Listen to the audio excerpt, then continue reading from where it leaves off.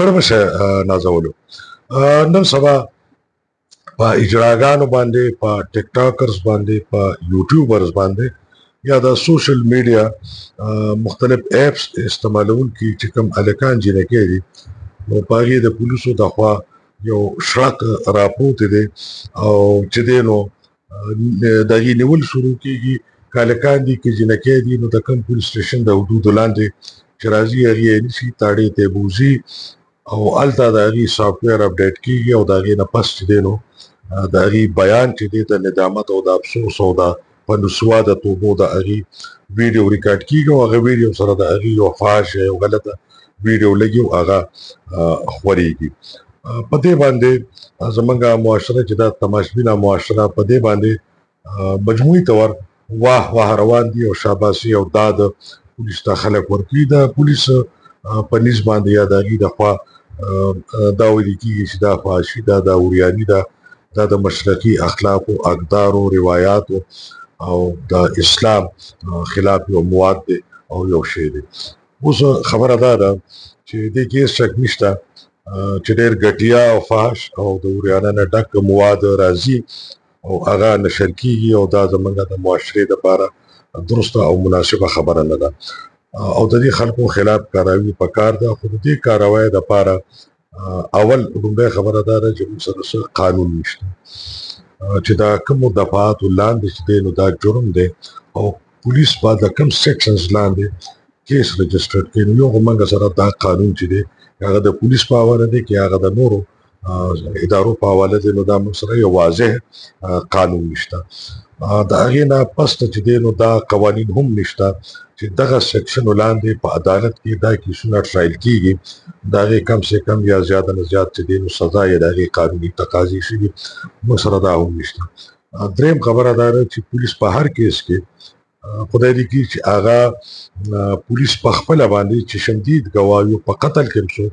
رنګ هاتو ونشي خو هغه ته مجرم نه لیکلي کېږي، هغه ملزم دی چې څو عدالت هغه مجرم ډیکلیر کړی دی. بیا د پاکستان د آئین او د قانون د لاندې بلکې د دنیا چېرته هم دا نشته چې یو ملزم چې دی نو هغه به ته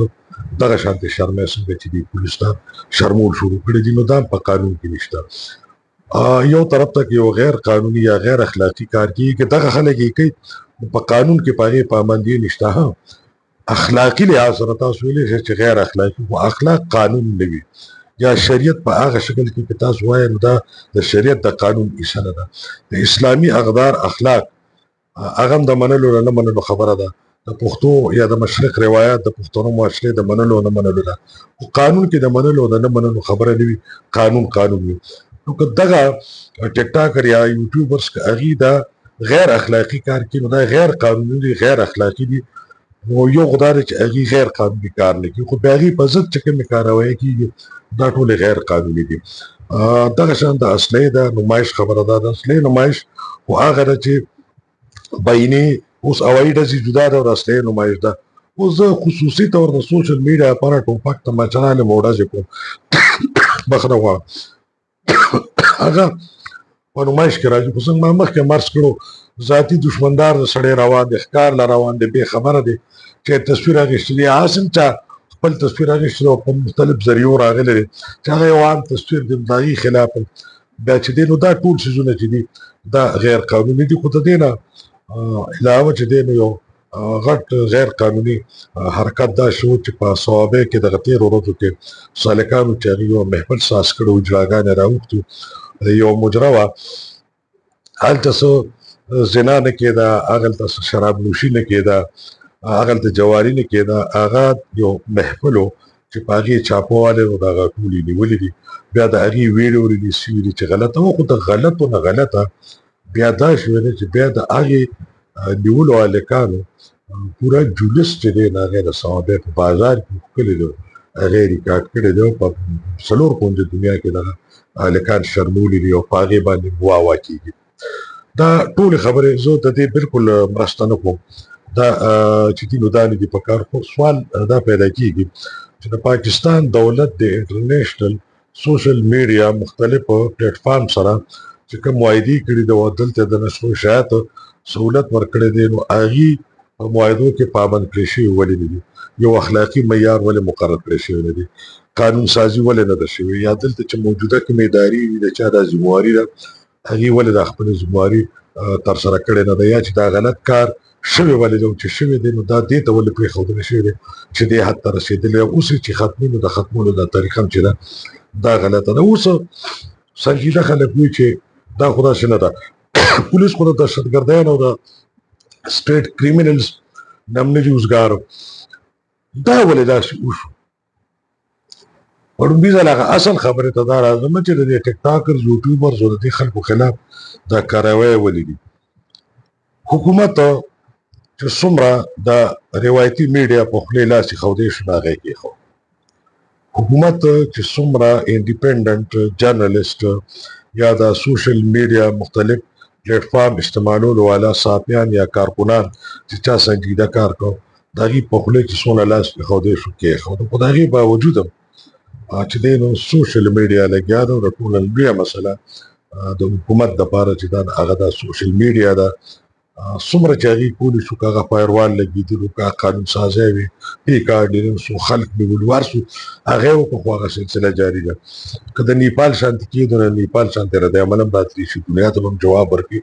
هسې هم د کامن ویلت په جمهوري انډکس او په انتخاباتو چې کومې خبرې شي نو په را روان وختونو کې به دا نور هم سیوا شي. د حکومت لپاره یو مسله وه نو د هغې دپاره د حکومت یو سرکل کې دا سوچ شو چې موږ ټیک ټاکرز او یوټیوبرز یا سوشل میډیا انفلوئنسر دا شانتې خلک چې دي د هغې تفصیل واخلو هغه راجمع کړو هغې د خپلو مقاصدو لپاره استعمال کړو. حکومت چې کله دا ډیټا او دا عدد و شمار راجمع کړل او هغه پروفایلینګ یې وکړه هغه پروفایلز مخې ته رالو او ویې کتل نو دا پته ولګېده چې په دې کې کوم جړاګان هم دي زیاتر پکې دا دغه هم چې دي نو دا خوروي قسمه هلکان هم دي جنکۍ هم داسې دي نه دې خلکو څه تعلیم څه تربیت څه اخلاقي معیار نشته او دا ډېر سپک ډد خلک دي او دوی سره سنجیده خبرې کېږي نو د سټیټ یا د ریاست یا د حکومت یو مهم یا یو کاز یا یو ابجکټو کو د دې خلکو په ذریعه د هغې مخنیوي کېږي یا هغه مخکې په روان ځي نو دوی سره ډېرې بدنامۍ دي او د دې خلکو په موجودګۍ کې که موږ نوي خلک راوړو چې هغې سنجیده کانټینټ وکړو دا یې کتو کې نشته. د ولس نفسیات داسې جوړ دي چې هغه سنجیده خبره اوري نه ګوري نه او دا کم خلک چې دغه غول غوشان خوري نو هغه خلک ګوري او دغه د غول غوشان خوړلو والا چې د کمې پوهې موجود وي نو سنجیده کانټینټ دپاره ځای نه جوړېږي. نو د دې دپاره دا چونکې بیبي ګل مارکه دا کوم هلکان چې دي او دا ځان ښه جنکۍ چې دي نو دا د یو غزار دي د یو اولدار د جواب هم نه دي نو یکدم چې دی نو دا راټولول دي او دا د دې ماحول وښکل دي نو چې دا وښکلي شي مقابله کې څه پاتې نه شي نو ولس به څه ګوري نو په مزه مزه به سنجیده کانټینټ ته راځي په سنجیده کانټینټ کې به بیا د ریاست لخوا هغه هلکان او جنکۍ تعلیم یافته لانچ کړي شي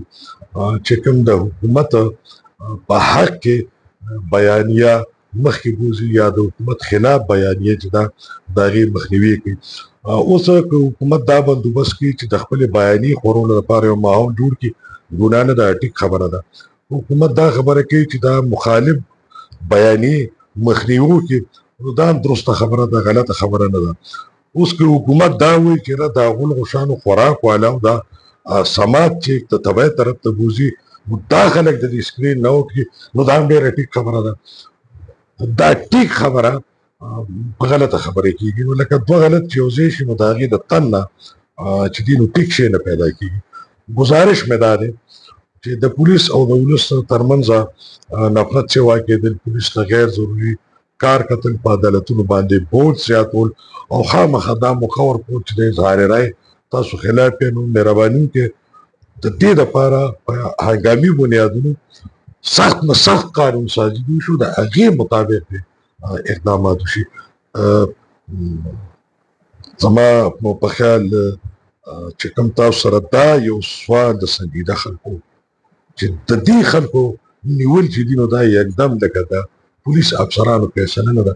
د دې په شان څه حکمت څه فلسفه څه پالیسي شته نو او شته او هغه دا چې ما تاسو ته وویله اجازه غواړم د الله په امان.